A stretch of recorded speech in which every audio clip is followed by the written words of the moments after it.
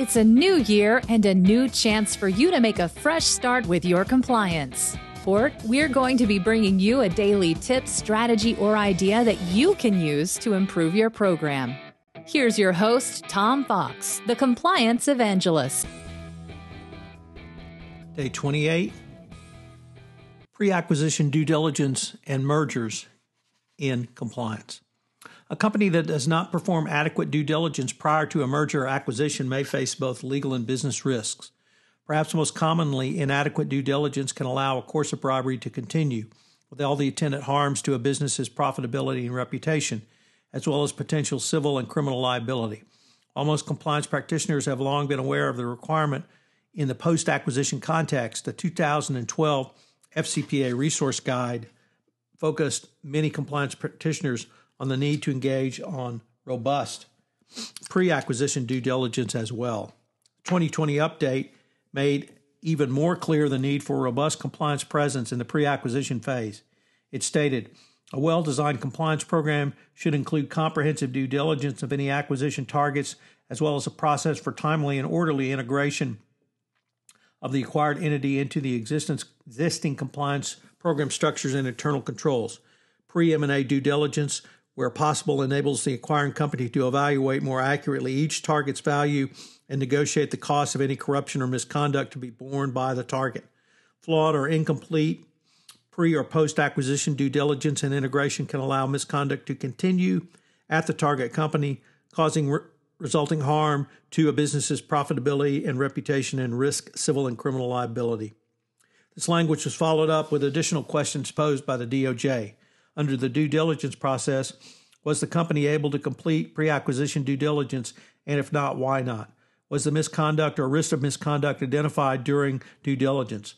Who conducted the risk review for the acquired or merged entities, and how was it done? What is the M&A due diligence for the process generally?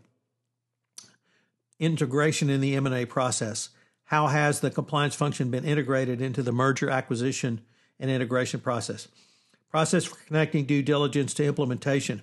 What has been the company's process for tracking and remediating misconduct or misconduct risks identified during due diligence process? What has been the company's process for implementing compliance programs and procedures and conducting post-acquisition audits at newly acquired entities? Such an early assessment will inform the transaction evaluation. What is the process on how to plan and execute a strategy to perform pre-acquisition due diligence in the M&A context? I suggest a multi-step approach to plan and execute a strategy to perform pre-acquisition due diligence. Number one, establish a point of contact. Here you need to determine one point of contact which you can liaise through the entire process. Typically, this would be the target CCO if the company is large enough to have a full-time position. Two, collect relevant documents. Attain a detailed list of sales going back 3 to 5 years, broken out by country, and if possible, further broken down by services. All JV contracts, DD on JVs, and other third-party business partners, GTE records of the acquisition target's top sales personnel in high-risk countries, internal audit reports, and other relevant documents. You do not need to investigate de minimis sales amounts, but focus your compliance due diligence inquiry on high-volume sales in high-risk countries. If the acquisition target company uses a sales model of third parties, obtain a complete list. It should be broken out by country and amount of commission paid. Review all of the underlying due diligence on those foreign business representatives, their contracts, and how they were managed after the contracts were executed. Your focus should be on large commission payments in high-risk countries. Next, review the compliance and ethics missions and goals. Here you need to review the code of conduct or other foundational documents a target has to gain some insight into what they publicly espouse. And then three, go into a detailed review of the compliance program. It would include CCO authority and oversight, operational structure of the compliance program, policies, procedures, and code of conduct, training and communication, monitoring and auditing and improvement, reporting and investigation, third-party risk management, and incentives and discipline. Periodically evaluate your M&A review processes, procedures, effectiveness, benchmark against any legal proceedings, opinion releases, or other relevant information. There are multiple red flags which could be raised in this process, which might well warrant further investigation. They include if the target has ineffective compliance program elements in their compliance programs, or if they were in frequent breach of policies and procedures. Obviously, a target which is in financial difficulty would bear close scrutiny. Structurally, if the company did not have a formal ethics and compliance committee at the senior level or board level, this could present negative issues.